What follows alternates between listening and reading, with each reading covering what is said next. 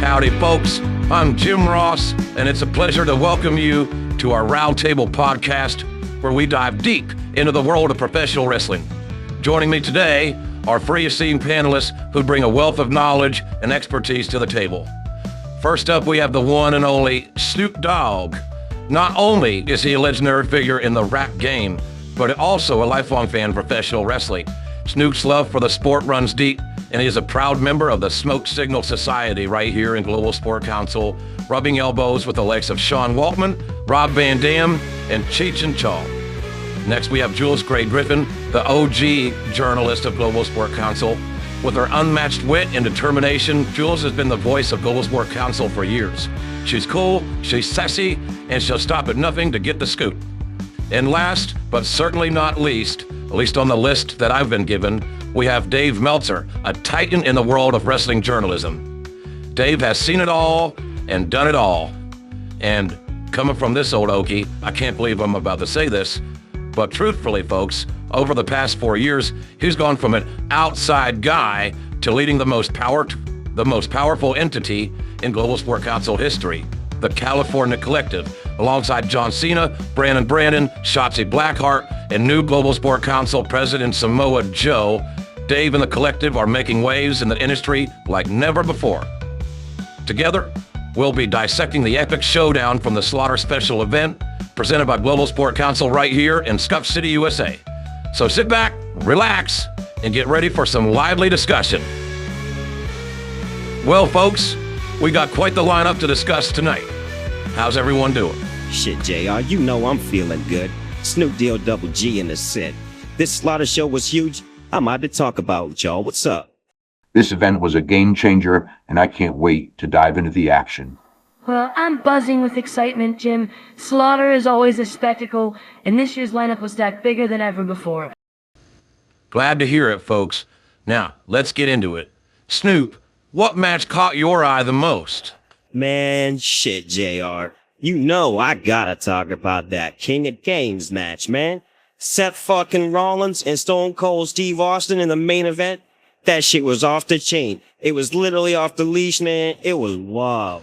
Well, there's no doubt about that, Snoop. Stone Cold Steve Austin's a favorite of mine, so I think you and I are going to agree on a lot of points here tonight. Dave Meltzer, what are you excited for? Well, I won't attempt to bar my obvious bias, but I was very intrigued by the Def Jam Vendetta Championship match. Samoa Joe finally getting the big-time opportunity he's earned against Dave Bautista. That was a clash of titans. Yeah, Dave picking a California Collective match. I think we all could have seen that coming. Could have expected it, if you would. How about you, Jules? Well, I'm going to have to go with the Global Sport Council Tag Team Championship match. Madison O'Grady and Marissa Cardinale versus the Divas of Doom. O'Grady and Cardinale back from the more than proverbial dead, trying to take down the heir apparents, the undefeated Divas of Doom. Natty Neidhart, Beth Phoenix, you can't write this any better. Great choices, everyone. Now, let's turn our attention to the inaugural factional championship match between the Hart Foundation, you know them well, and the team of the New Day with new addition Ron Killings. What a clash of legendary teams, guys. Snoop, what are your thoughts on this matchup? Man, that match was legendary. And seeing it in person, oh wee! Talk about some hot shit. The Hart Foundation coming back together after 3 years, that's history in the making right there. And the New Day, with Ron Killings joining the mix, they brought a whole new vibe to the ring. I completely agree, Snoop. The addition of Ron Killings added some serious firepower to the New Day. And let's not forget about the significance of this match, the first ever 4-on-4 championship bout in pro wrestling history. That's groundbreaking stuff. Actually, I'm going to have to go with the Global Sport Council Tag Team Championship match. Madison O'Grady, Marissa Cardinale finally made their return back from more than the proverbial dead. They were buried and gone, trying to take down the undefeated Divas of Doom for the Tag Team Championships that O'Grady and Cardinale never lost, now facing the team that took it and ran with it and have been undefeated since their demise. You couldn't write this any better. Indeed, Jules. And the order of eliminations. Xavier Woods, Kofi Kingston, Big E Langston, and finally the truth, Ron Killings, showcased the Hart Foundation's strategic prowess and cohesion as a family unit. It was a masterclass in tag team wrestling. Shit, no doubt about it, JR. The Hart Foundation may have written another chapter in their story legacy with this victory. Absolutely, Snoop. And who knows? With the Def Jam Factional Championship now in play, we could be witnessing the start of a new era here in Global Sport Council. Exciting times ahead, indeed. Indeed, Jim. This match wasn't just about winning a title. It was about establishing dominance and leaving a mark in the history books. The Hart Foundation has been doing that since the early 80s. They showcased their experience and utility as one of the greatest wrestling factions in history, becoming the first ever factional champions. And let's not overlook the significance of Bret Hart's role in all of this. As one of the longest-running Global Sport champions, you guys remember that round-robin action we did for the first 3 years? His leadership undoubtedly played a crucial part in guiding the Hart Foundation to victory. Oh, for shizzle, Jules. And let's not forget the heart and soul that the New Day brought to the ring. Despite the loss, they showed resilience and determination, proving while they're one of the most beloved factions in wrestling history, even with the beatdown so severe. Absolutely, Snoop. This match was a true spectacle, and it set the bar high for future factional championship contests. It'll be fascinating to see how both teams evolve from here and what challenges lie ahead for the new champs. Oh, no doubt, Jim. The landscape of Global Sport Council is constantly evolving, and with matches like this, it's clear that the competition in this new era is fiercer than ever. Well said, Dave.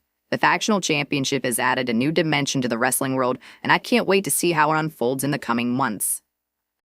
Now, folks, let's dive into this triple threat match for the Global Sport Council National Championship.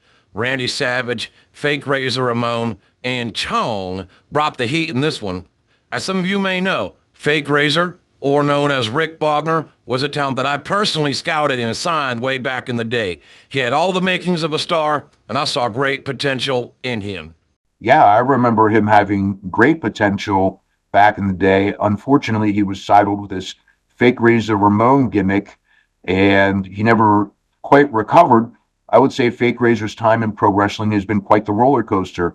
After his stint in the WWE as part of that infamous new Razor Ramon angle, JR, you were there. He ventured into the independent circuit. He honed his skills, refined his craft, and when he finally made the jump to the big time, he decided that he was going to be the Fake Razor, and in a meta-ironic twist, became one of the top competitors in the national championship division. Yeah, man, Fake Razor put in the work and pay his dues.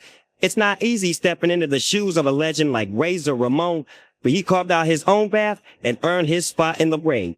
And his debut in this season's action was nothing short of impressive. He proved that he's a force to be reckoned with in the ring, showcasing his unique style and undeniable talent. The Fake Razor, who would have thought? Well, personally, I find Fake Razor's journey is a testament to the resilience and perseverance of pro wrestlers. Despite facing numerous challenges and obstacles along the way, he's continued to push forward and make a name for himself in the industry today. And now, somehow, some way, Fake Razor Ramon finds himself in the spotlight once again, competing for the Global Sport Council National Championship. And man, what a matchup it was for that national title. I want to talk about Randy Savage. Shout out to the Macho Man himself, always bringing that intensity to the ring. His legacy speaks for itself, and he proved once again why he's one of the all-time greats. Oh man, well, you absolutely hit it on the head, Snoop. Randy Savage is a true legend in the world of wrestling. From his iconic matches in WWE to his much vaunted time in WCW, Savage captivated audiences for decades. Unmatched charisma, his in-ring prowess was nearly unmatched as well. He's a former WWE champion, a former WCW champion, and quite frankly, he's one of the most recognizable faces in the entire industry. Shit, no doubt, Dave. The Macho's been all over the map, from WrestleMania moments to Slim Jim commercials. He's a household name, and his impact on pop culture is massive. Take it from me. You know, it's really interesting to note Savage's resurgence in Global Sport Council Season 4 action. After some sporadic appearances in the early years, he's returned with a renewed focus and determination. His victory here at Slaughter for the national championship is a true testament to his dedication to the sport. Indeed, Jules. Testament and dedication. But you know what? We need to address the proverbial elephant in the room. Chong's inclusion in this match has raised some eyebrows, to say the least. Randy Savage earned his spot fair and square, defeating Chong way back in Brooklyn. It should have been a one-on-one showdown between Savage and Fake Razor Ramon for the championship. Yo, for real, JR. Randy Savage proved himself. He should have had the chance to go head-to-head with Fake Razor. And this is coming from the Snoke Signal Society. Chong's my boy. Chong being added to the mix for this match, it just doesn't sit right with me. You know, Snoop, I have to agree. It feels like a questionable decision by the leadership committee. Dave, do you care to explain why Chong was added to this match despite Savage already earning his spot? Well, you see, Chong is a pretty cool guy. The guys in the collective thought it would add some extra flavor to the match, you know? Plus, the idea of Chong lighting up a huge joint on the publicity posters was just too funny to pass up. But Dave, shouldn't the championship match be about determining the best competitor? Adding Chong seems like it detracted from the legitimacy of the bout. I understand your concerns, JR, but sometimes we have to think outside the box to keep the fans entertained. And let's face it, Chong brings a unique energy to the ring that you just can't replicate. Shit, I hear you, Dave, but I gotta call it like I see it. This decision seems more about the entertainment value and playing favorites than about fairness and competition. Man, I thought this shit was about legitimacy. Wins and losses, victory or death kind of shit. But this shit right here ain't that. You know Chong is my man and everything, but we're here discussing this shit, and I gotta keep it real. Well, you're right there, Snoop. Let's hope the leadership committee takes note and prioritizes integrity in future championship matches. Hold on just a damn minute. I've had enough of this criticism. The California Collective's decision-making is not up for debate. We make the calls that we believe are best for the future of Global Sport Council, and that includes adding Chong to the match. Whether you like it or not, we did it. And it turned out good. Now, come on, Dave. No need to get defensive. We're just discussing the match and the decisions that were made. It's all part of the analysis. Analysis? More like baseless speculation and armchair booking. You're all questioning the integrity of the collective, and frankly, I won't stand for it. Hey, calm down, Dave. Ain't nobody questioning your integrity. We're just having a conversation here. Dave, chill out. We're not attacking you personally. We're simply discussing the impact of the collective's decisions on the matches and the wrestlers involved.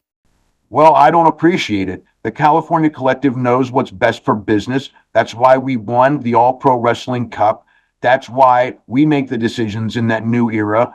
And that includes decisions like this. Snoop, don't you ever question the California Collective's legitimacy ever again, or you're going to find yourself in a world of pain. I do this guy's stablemate a favor, you know, and this is what I get. I put Chong in the match. Everyone just wants to gang up on Dave Meltzer. 50 years of this shit, and I'm sitting on top of the whole damn business, and I still got to hear it from all angles. Wins and losses matter, but so does fucking star power. We put Chong in the match. Fucking deal with it. Jesus, Dave, come on. We'll agree to disagree on this one. I'm sorry, okay? We're all sorry, right, guys? I'm sure no one in our esteemed panel meant to push you like this. Let's shift our focus back to the action in the ring and continue our discussion peacefully. Okay, that's fair. Sorry, guys, I just get a little worked up sometimes. It's a lot to do running this entire league, and I'm getting a little carried away. I came to have fun, not to defend my position as the CEO of the California Collective, or quite frankly, my position as all of your bosses. All right, so let's just get back into the fun. What's up next, huh? The Global Sport Council Tag Team Championship match? Hey, you know, I was really excited for this one. The story of Madison O'Grady and Marissa Cardinale was one of the most captivating and engaging storylines from Season 1, and I was very excited to see how they fare challenging for the championships they never lost. Well, let me tell you something, folks. If you're looking to get your evening started off right, then you better listen up. I'm Stone Cold Steve Austin, and I'm here to tell you about the one and only Get Blitz THC Sippin' Syrup. Now I know what you're thinking. Stone Cold, what's so special about this syrup? Well, let me tell you. Get Blitz THC Sippin' Syrup is the perfect way to kick back and relax after a long day. Whether you're looking to unwind after a hard day's work or just want to have a good time with your buddies, Get Blitz THC Sippin' Syrup is the way to go. I ain't talking about just any old syrup. Get Blitz THC Sippin' Syrup is packed with the finest THC extract, so you know you're getting the good stuff. Just crack open a bottle, pour yourself a blast, or right from the can as I like to do it, and get ready to feel that sweet, sweet relaxation wash over you like a Texas-sized wave. So what are you waiting for? Head on over to get-blitz.com. That's get-blitz.com and get yourself some Get Blitz THC Sippin' Syrup today. And that's the bottom line, 'cause Stone Cold said so. This was a match that had a lot of history behind it, Jules. I know you were particularly excited about this one. What were your thoughts? Oh, absolutely excited, Jim. This match was something I'd been looking forward to for a long time. Madison O'Grady and Marissa Cardinale had an incredible run back in Season 1. They went from bitter enemies to an unstoppable team, unifying all the women's tag team championships available to fight for. Their story was one of the best arcs I've ever witnessed and a big reason why I got into wrestling journalism in the first place. Seeing them challenge for the titles they never lost, it's a big deal. Man, it was wild to see. Divas of Doom, Beth Phoenix, Natty Neidhart, they've been dominating though. This was their 5th defense, right? Yes, Snoop, it was indeed their 5th championship defense, and it's important to note that the Divas of Doom won the titles after they were vacated when Madison and Marissa were, quote-unquote, left behind. Since then, Beth Phoenix and Natty Neidhart have been undefeated. That's right, JR. When Madison and Marissa were left out after Season 1, the titles were vacated, and the Divas of Doom stepped up and have been unstoppable ever since. It adds a layer of complexity to this match because Madison and Marissa never actually lost their titles in the ring. Let's not forget the match being wrestled tornado style. That wasn't agreed upon beforehand. That really changes the dynamics of the match. Exactly, Snoop. A tornado-style match means all competitors are in the ring at the same time, which can create chaos. Madison and Marissa might not have been prepared for that type of environment. It's different from a traditional tag team match where you can tag in and out and strategize differently. The Divas of Doom mostly dominated the match, but it wasn't without some highlights from Madison and Marissa. Cardinale hitting a one-winged angel was a big moment. Yeah, and there was a definite buzz from the crowd after a slow count by the referee following that one-winged angel. That's one of the most powerful finishers in all of wrestling, and it's a pretty safe bet to assume Cardinale and O'Grady would have won the titles if the referee was in position. It's always interesting how these little moments can influence the perception of the match. I think that particular moment certainly had the crowd buzzing. Do you think it impacted the outcome, Jules? It certainly could have. A slow count can break the momentum of a team. Madison and Marissa had a tough uphill battle as it was, and with the slow count, it might have hindered their chances even more. But you saw they persevered as well as they could.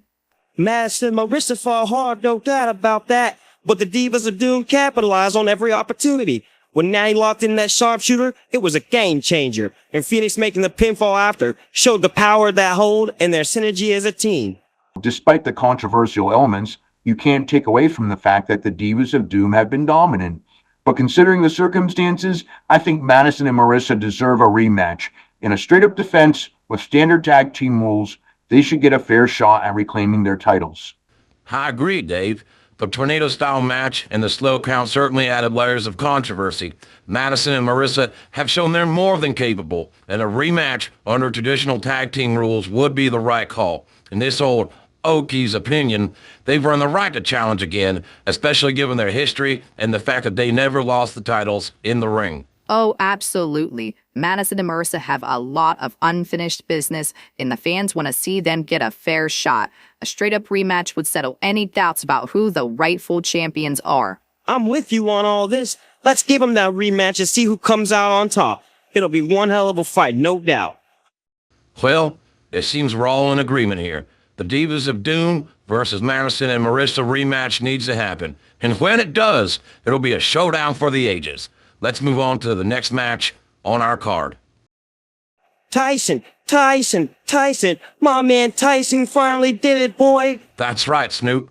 Mike Tyson has finally captured his first championship in Global Sport Council, the Global Sport Council Intercontinental Championship, in what was an absolutely wild four-way ladder match. Let's dive into this one. Dave, give us your thoughts on Tyson's journey in Global Sport Council and what this means.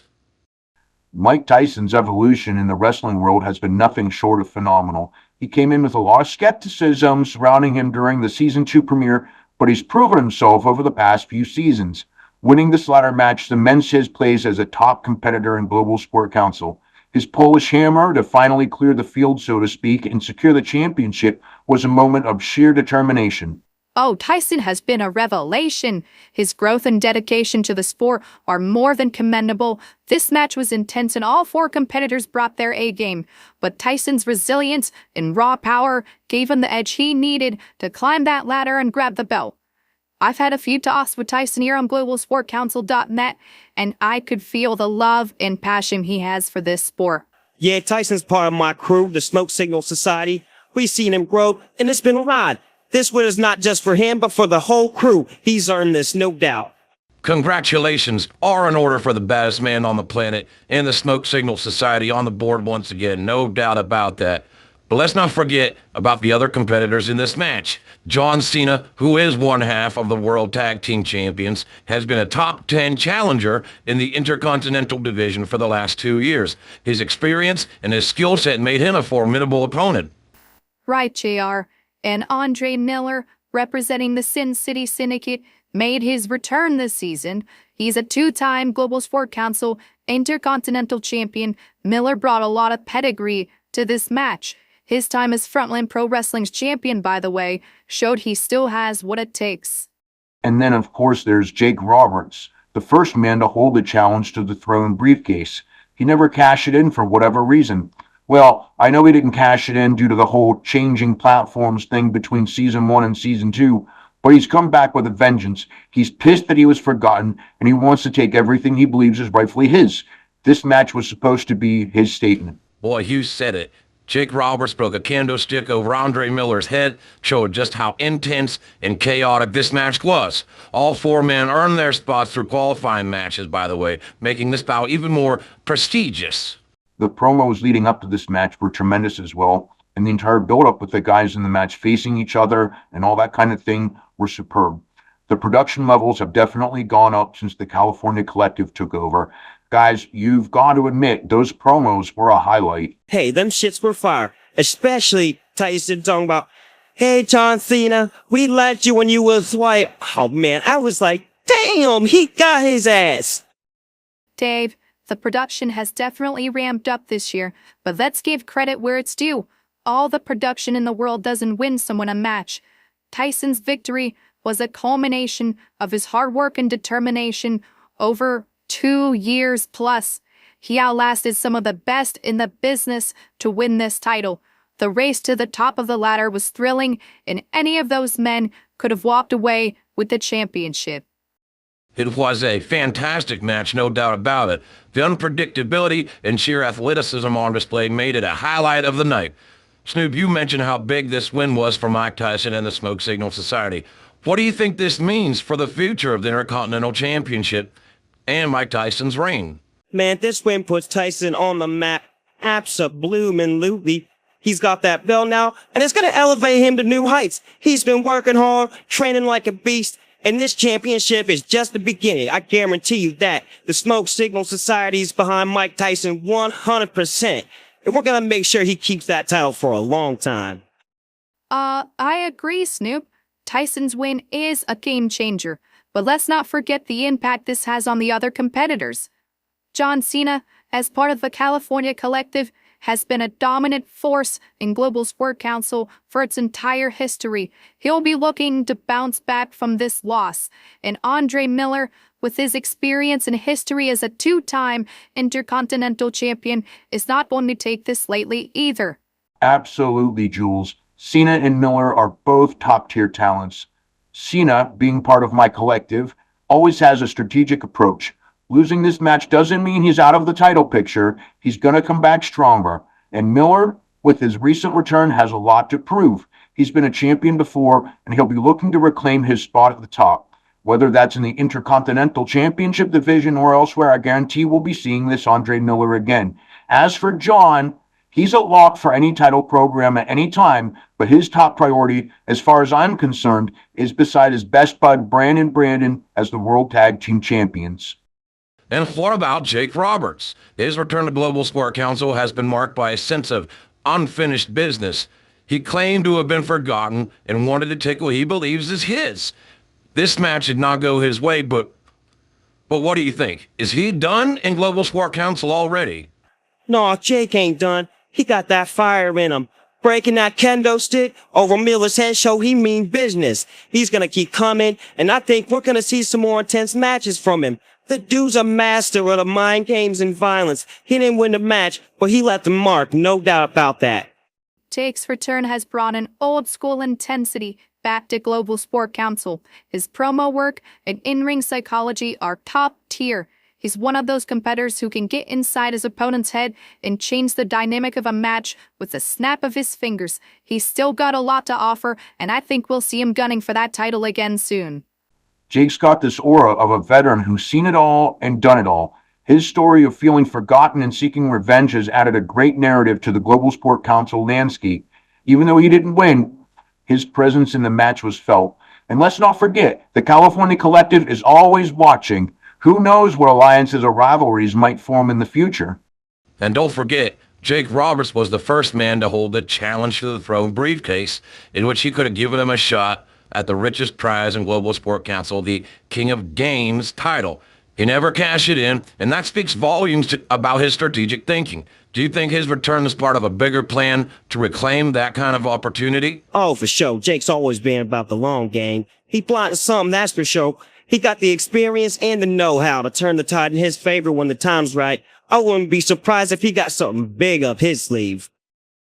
Well, ladies and gentlemen, as we head into intermission, we are treated to an incredible live performance from Brian Benjamin Andrews. He performed one of the theme songs of Slaughter, entitled "This Floor Is Ours," in front of a packed house of over 43,000 people in the Scuff City Coliseum and a worldwide audience on Twitch. This was not just any performance, it was something truly special, at the behest of none other than Brandon in the California Collective. What did y'all think of that performance? Man, let me tell you something. Brian Benjamin Andrews absolutely killed it tonight. That might have been the greatest live music performance in Global Sport Council history.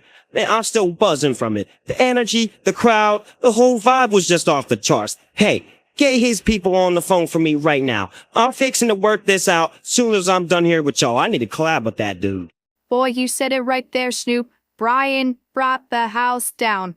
I'm not just saying this because Brian brought me into this business either, okay? This War Is Ours is such a powerful song, and to see it performed live with that kind of intensity was phenomenal.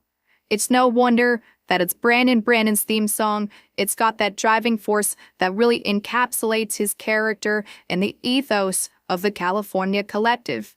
Well, you know, they say Brian Benjamin Andrews has always been a visionary.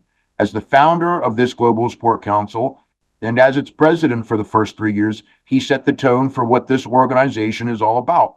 His performance tonight just reaffirmed that he still has that magic touch. My collective may have won the war for control of this league at the expense of Brian Benjamin Andrews, but I like to think I speak for the entire California Collective when I say that we have the utmost respect for Brian. More importantly, I think we've shown that the California Collective knows how to put on a show, and this was a masterstroke. You know, folks, seeing Brian Benjamin Andrews up there reminded me of the early days of Global Sport Council. He's been a crucial figure in its growth and success. His passion for the sport and the spectacle has always been evident, and tonight was a perfect example of that. It's no surprise that his performance had such a profound impact on the crowd and on us here at the panel. That performance lit a fire under me. I can't wait to get in the studio with Brian Benjamin Andrews. We're gonna make some magic happen, you already know. This is why I love Global Sport Council. You never know what's gonna happen next, but it's always something amazing. As we enjoy this intermission, let's turn our attention to a topic that has been on the minds of many wrestling fans lately. Will the natural Brian Benjamin Andrews make a return to in-ring competition for Global Sport Council? It's a question that has been buzzing around the wrestling world, especially after his electrifying performance just now. Brian Benjamin's been a fixture here, hosting the broadcast ever since the All-Pro Cup closed last season, and he lost ownership and control of the league that he founded. I say it's a testament to his character that he continues to host a show he doesn't even have control of anymore. But make no mistake about it, Andrews is one of those all-time type of competitors, and it would be wonderful to see how he fares in this new era. Man, if the natural came back to the ring, that would be something else. He's got that fire, that presence. Brian Benjamin, Big Double B, he's a legend in this business. He's got that natural talent, that charisma that can't be taught, that, je ne sais quoi, if you will. Seeing him out there tonight, it got me thinking, man. Could we see him step back into the ring and mix it up with the new generation of Global Sport Council talent? I gotta say, that would be something special. He still got it, no doubt. Oh, Snoop, for real, Brian's passion and energy are undeniable. His history with Global Sport Council is nothing short than legendary, and a return to in-ring action could be a huge moment for the league. His athleticism, his presence, it's undeniable.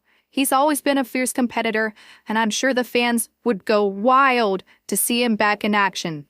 There's no denying Brian Benjamin's impact on Global Sport Council. His leadership helped shape this organization into what it is today. That dude is always brawling every single time. I'd love to see him mix it up with some of the new talent in Global Sport Council. But I heard from a little birdie he's headed to WWE for a bit. That's cool too. But I want him back here where he belongs, at Global Sport Council, where he built his legacy.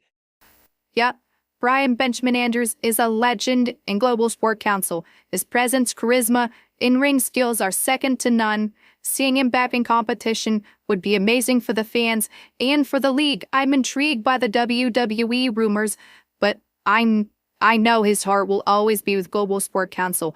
He's got unfinished business here, and I'm sure the fans would love to see him back. Look, I have respect for Brian Benjamin's talent and contributions to this industry. He's a true icon, and his legacy speaks for itself. But let's not forget he's also a businessman. And after losing control of Global Sport Council, who's to say what his motivations are? I'm all for seeing him back in action, but we have to tread carefully. There's always the possibility that Brian Benjamin Andrews may want revenge for losing the company he founded. We can't ignore that. Tread carefully. Now, hold on just a damn minute there, Dave. Are you saying you're afraid of Brian Benjamin Andrews? Because it sure sounds like it. And let me tell you, that's not the Dave Meltzer I know. You've always prided yourself on calling it like it is, no matter who's involved. Yeah, Dave, what's up with that? He acting like Brian Benjamin Andrews is some kind of boogeyman. I thought you were all about keeping it real, man. If Brian wants to step back into the ring, let him. Ain't nobody gonna stop him no how. You think I'm scared? You think I'm afraid of Brian Benjamin Andrews? Well, let me set the record straight right now. I've faced Brian in the ring before, and I've beaten him, so don't you dare question my courage. And as for Brian coming back to Global Sport Council, let me make one thing crystal clear. This is my league now, the Collectives League. Brian, if you're listening, keep hosting, keep singing, and stay the fuck away from the Collectives ring. Consider this your warning. You all act like I don't have a right to defend what's rightfully mine. I've put in the work, I've earned my place in this industry, and I won't let anyone, not even Brian Benjamin Andrews himself, threaten that. I've been covering wrestling for decades. I've built my reputation from the ground up, and I won't let anyone tarnish it. Dave, nobody's questioning your legacy. You're a legend in this industry, and nobody can take that away from you. But that doesn't give you the right or the authority to threaten someone else's career. Can we just keep things professional around here? You know what? I've had it with all of you questioning my integrity and my legacy in this business. I've been covering professional wrestling for over 50 years, and I've earned every bit of respect that I have. I've covered some of the greatest matches in history while also facing some of the very best ever. You're looking at the #1 contender to the fucking world title, so don't you dare talk down to me like I'm some rookie who doesn't know what he's doing. Hey, let's try to keep things on track here. We're all here because we love professional wrestling, and we want to share our thoughts and insights with our listeners. So let's take a deep breath and get back to the matter at hand. Slaughter. We're talking about Dave Bautista, putting up Def Jam's newly minted Vendetta Championship against Samoa Joe. Dave, you had to be excited about this one. Fine, whatever. Let's just move on. But mark my words, Brian Benjamin Andrews better think twice before he even considers stepping foot in the ring again. This is my turf now, and I won't hesitate to defend it. Jim, I was very excited for this match. Thank you. The new president of Global Sport Council, the winner of Season 3's All-Pro Wrestling Cup, and a true gentleman of the people, Samoa Joe, vying for that beautiful Def Jam Vendetta Championship belt against one of my favorites, Dave Bautista. I think we all know how I feel about it. What did you guys think? Hey there, wrestling fans. It's Bret the Hitman Hart here. You know, I've been around the ring a few times, and I've seen some incredible matches. I've been a part of some incredible matches. But now, you can take the excitement to a whole new level with DraftKings. That's right, DraftKings is the official betting partner of Global Sport Council, and you can bet on all the intense action that happens right here in the ring. Imagine placing a bet on who will come out on top in that next big title match, or predicting which superstar will make the most jaw-dropping move of the night.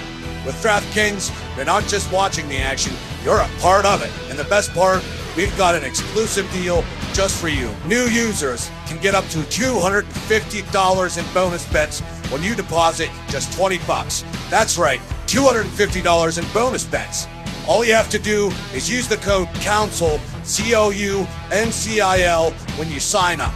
It's a slam dunk, or should I say, an excellently executed deal. And it doesn't stop there. DraftKings offers a seamless and exciting experience, whether you're a seasoned bettor or just looking to add a little extra thrill to your wrestling nights. Their platform is easy to use and loaded with all the options you need to bet on your favorite Global Sport Council matches. So, whether you're backing a legendary wrestler like myself or putting your money on the underdog like that piece of garbage Bill Goldberg, DraftKings has got you covered. Head over to DraftKings, use the word COUNCIL, that's COUNCIL, and make every match count. Remember, with DraftKings, you're always in the game. This is Bret the Hitman Hart, reminding you to bet responsibly and enjoy the show. DraftKings, where champions are made. Well, Dave, you certainly got a lot riding on this match, considering Samoa Joe is not only representing the California Collective, but also holds the prestigious title of President of Global Sport Council. Now, let's not forget Batista's incredible legacy in Global Sport Council. He was the final Global Sport Champion, capping off an illustrious career with an unforgettable reign. And Samoa Joe, well, he's carved out his own place in history, becoming a two-time television tag champion. Quite the historic feat, especially for a singles wrestler. It's a clash of titans, no doubt about it. Snoop, what did you make of this showdown? Man, you know I'm always rooting for my boy Samoa Joe. He's been putting in the work and deserves every bit of success he's earned. But Batista, he ain't no pushover either. This was bound to be a hard-hitting battle, and I couldn't wait to see who come out on top. Oh, absolutely, Snoop. Both Joe and Batista have proven themselves time and time again in the ring. But that sledgehammer shot to the wrist from Joe, that was brutal. I've seen some intense matches in my time, but that move was downright vicious. It makes me wonder what Batista's next move could be. You're damn right, Jules. Samoa Joe isn't messing around, and that sledgehammer shot sent a clear message. But let's not discount Batista's resilience. He's a tough competitor, and I have no doubt he'll be back stronger than ever. As for potential challengers to the Vendetta Championship, well, let's just say the talent pool in Global Sport Council runs deep. There's always someone waiting in the wings, ready to step up and seize their moment.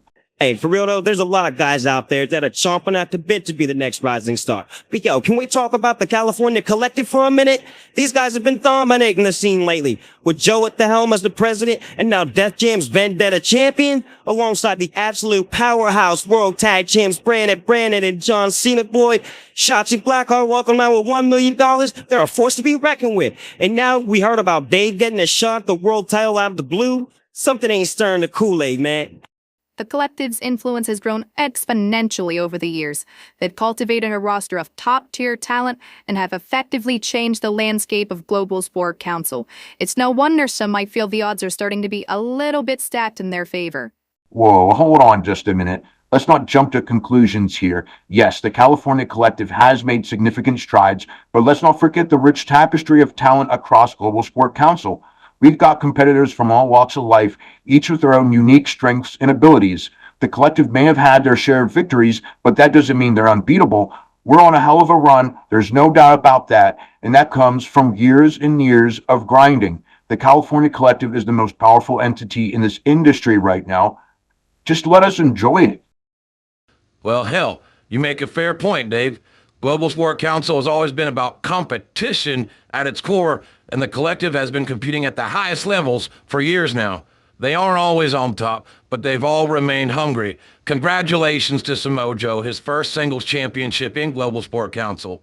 As the Slaughter Special Show continues to unfold, we witnessed a clash for the ages as the California Collective, represented by Brandon and John Cena, defended their coveted Global Sport Council World Tag Team Championships against the formidable duo of the Eliminators. That's John Cronus and Perry Saturn, folks.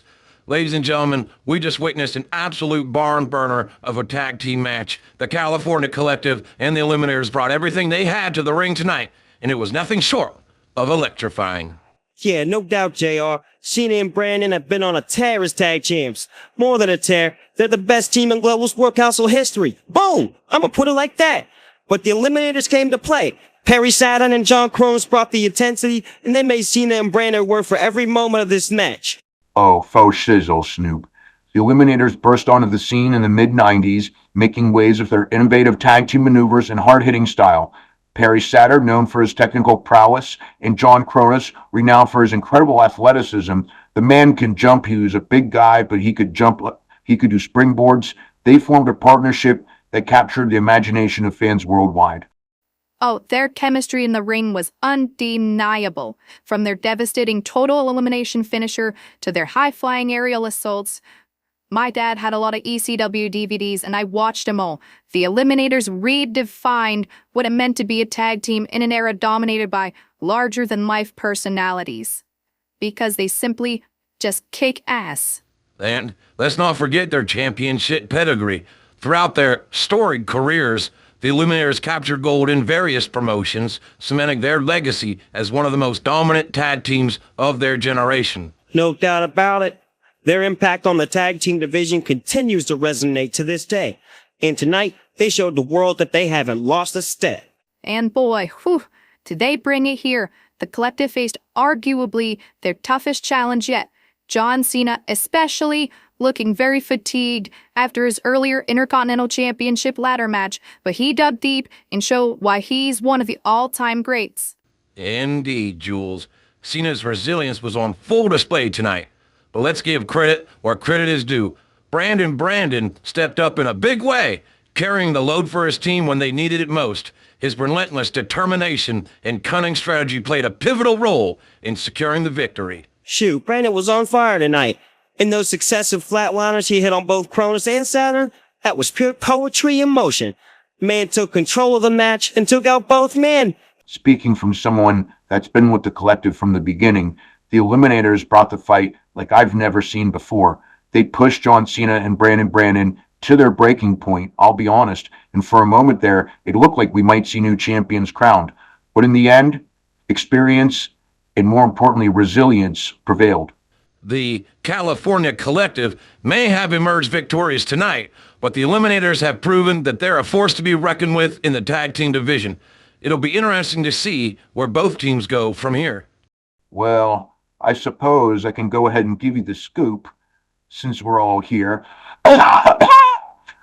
Brandon and John Cena, the greatest champions in our history, will defend their World Tag Team Championships for an unprecedented 8th time this August at the 4th Annual Global Sport Council Full Nelson Special Show. Well, folks, you heard it here first. The California Collective is set to defend their World Tag Team Championships for an unprecedented 8th time at the upcoming Full Nelson Special Show this August. What a monumental announcement! Yeah, you know that's true. Brandon and Cena have been running through the competition, and it's gonna be off the chain to see who steps up to challenge them next. I can't wait to see who's gonna step into the ring with the champs. The tag team division in Global Sport Council may just be the hottest thing going, and that is primarily because of the California Collective. With Brandon and Cena at the helm, the competition is sure to be fierce. They wouldn't have it any other way. And I, for one, can't wait to see who could possibly step up to the plate and challenge the champions. Well, I'll tell you this. The collective's dominance knows no bounds, and our next challengers have yet to reveal themselves. But you can mark my words, whoever they are, they better come prepared for the fight of their lives. This is going to be one for the history books. Well, folks, strap in because we are at the main event, the pinnacle of professional wrestling. This match between Stone Cold Steve Austin and Seth fucking Rollins for the Global Sport Council King of Games is sure to be a barn burner. Let's take a moment to reflect on the incredible journeys these two competitors have taken to get to this point. Steve Austin, a true icon in the world of wrestling, solidified his status as the greatest professional wrestler of all time after winning Season 2's All-Pro Wrestling Cup. And let's not forget his monumental victory over Brian Benjamin Andrews for the King of Games last year's Full Nelson special show. Yeah, Stone Cold ain't called the Texas Rattlesnake for nothing, man. He's been through it all and still comes out on top. That's what makes him a true legend. And then we have Seth fucking Rollins, the prodigious talent and son of the infamous Black Sea family crime boss, Air Canapexi. The Black Sea family's involvement in last season's All-Pro Wrestling Cup certainly shook things up in the wrestling world. I mean, hell, guys, it directly led to the All-Pro Wrestling Cup being for the ownership of Global Sport Council. You know they were out for blood, and by God, they got it. Absolutely, Jules. And let's not forget that Seth fucking Rollins, I know he goes by fucking these days, Seth fucking Rollins is the only undisputed World's Heavyweight Wrestling Champion in Global Sport Council history. That's no small feat, considering the caliber of competition in this league, especially in the World's Heavyweight Wrestling Championship division.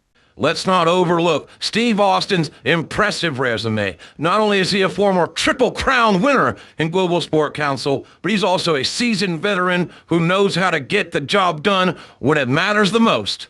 These two competitors are truly at the top of their game. Ooh, wait, I can't wait for this one. Stone Cold Steve Austin is a living legend, and Seth Rollins, he ain't no slouch either. This is gonna be epic. Absolutely, Snoop. Both of these competitors have proven time and time again that they are among the best in the world, in any world. And with the King of Games at stake, you can bet they'll leave it all in the ring. This is what it's all about, folks. The richest prize in professional wrestling, and it's being contested by two of the greatest athletes in the sport today. Seth Rollins has been on a tear lately, and Steve Austin is as tough as they come. Hell, he's tougher than a $2 steak. Austin saw his moment and he took it, hitting Seth Rollins with that devastating Stone Cold Stunner to secure the victory. And what a victory it was! Stone Cold Steve Austin retains the King of Games championship in impressive fashion. Man, Seth Rollins is as ruthless as they come. But you gotta give it up to Stone Cold Steve Austin. He'd been holding on to that King of Games with an iron grip, and tonight was no different. That Stone Cold Stunner was straight up electrifying. Steve Austin's legacy speaks for itself. He's a true icon of the sport, and his reign as the King of Games has been nothing short of legendary. Wait. Why are we so quick to brush past the specifics of this match? Let's not forget, this match was supposed to be a 2 out of 3 falls contest.